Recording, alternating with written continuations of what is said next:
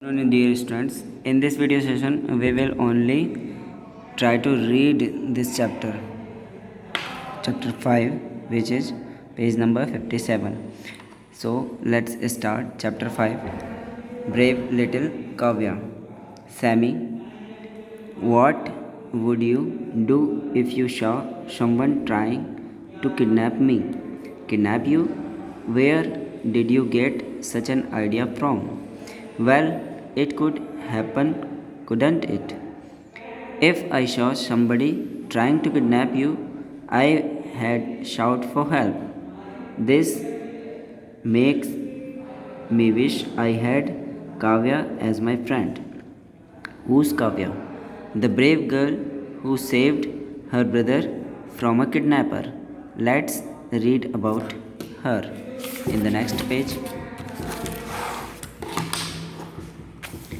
As she looked into those coal black eyes, her blood froze in her veins. She tried to ask him who he was, but nothing came out her mouth. Unexpectedly, a gust of wind blew away the hood of his jacket. Frustrated, he took off the scarf that covered his mouth and slapped it on the table. Under the glistening moonlight shone a white face. It was nothing but a school. There was no flesh covering the school. The eyes shone even more magnificently, the teeth gritting. Suddenly, she felt a hand on her shoulder. She turned around and let out a blood curdling scream. Ah, she cried. Ah, screamed Kavya as she felt a hand on her shoulder. Stop it, Rohan. Are you trying to wake the neighbors up? Their mother said, sternly, slamming the book shut. Sorry, Rohan said, still jiggling. That's enough scary story for now. Time for bed, their mother said as she put the book away. Thanks a lot, Kavya said, giving Rohan a dirty look. You are welcome, replied Rohan in a mocking tone.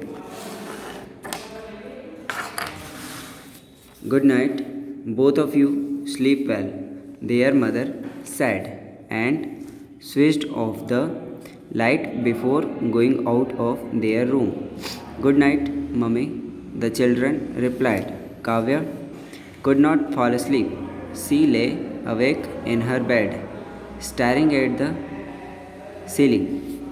Rohan, Kavya whispered, are you awake? Rohan muttered. Rohan, Kavya said a little bit louder. What is it? Replied Rohan groggily.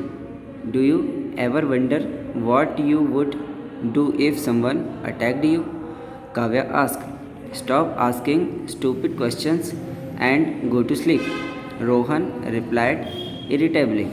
Kavya lay awake a little longer and then drifted off to sleep. The next evening was like any other evening for Rohan and Kavya. They were playing in the park in front of their house. Rohan was playing cricket with his friends.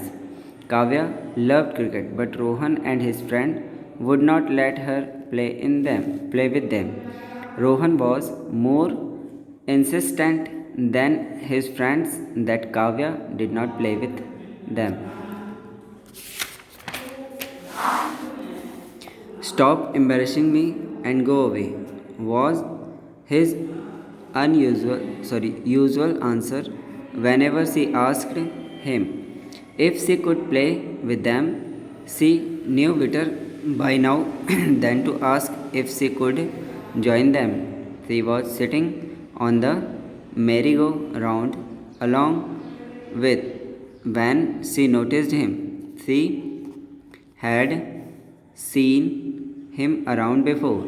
He had been coming to the park for a few days. Now, every day he would arrive at the same time, park his black jeep outside, sit on the bench in the corner, and watch all the children playing. By now, she recognized him well, although she hadn't seen his face. She recognized the same black hoodie that he wore every day, but today he seemed a little different, a little restless. Perhaps she could see him forgetting. Who knows what's on his mind? Thought Kavya, and shrugged the thought aside. Hey Kavya, time to go home, Rohan called out to her.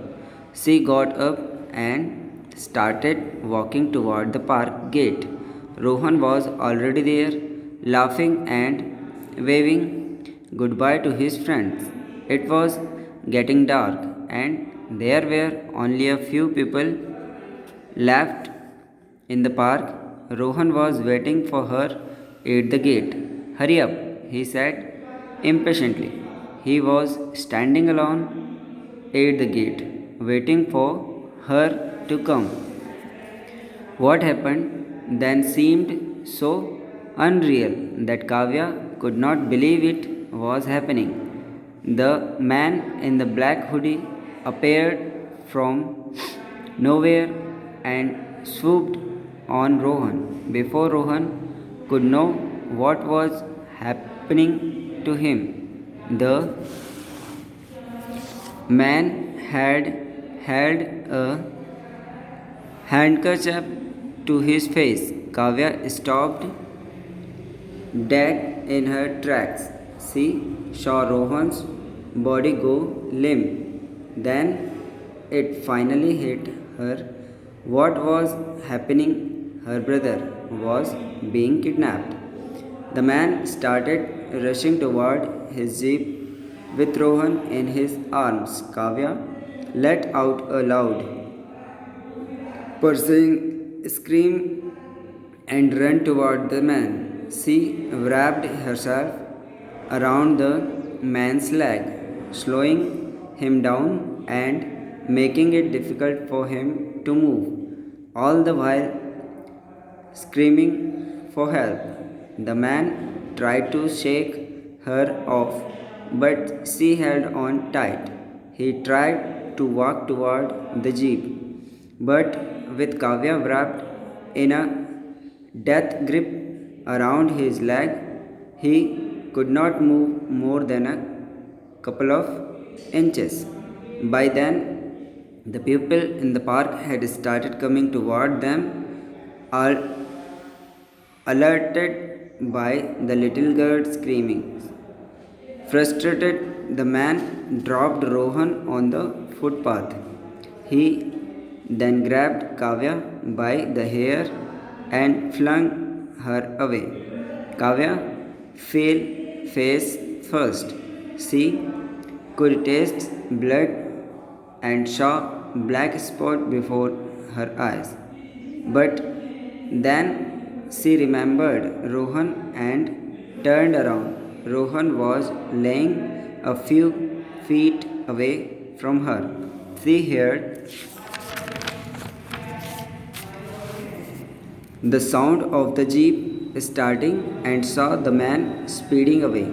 The crowd towards Rohan and tried to shake him away, but he was still unconscious. Then she felt someone picking her up and asking her, "Are you all right?"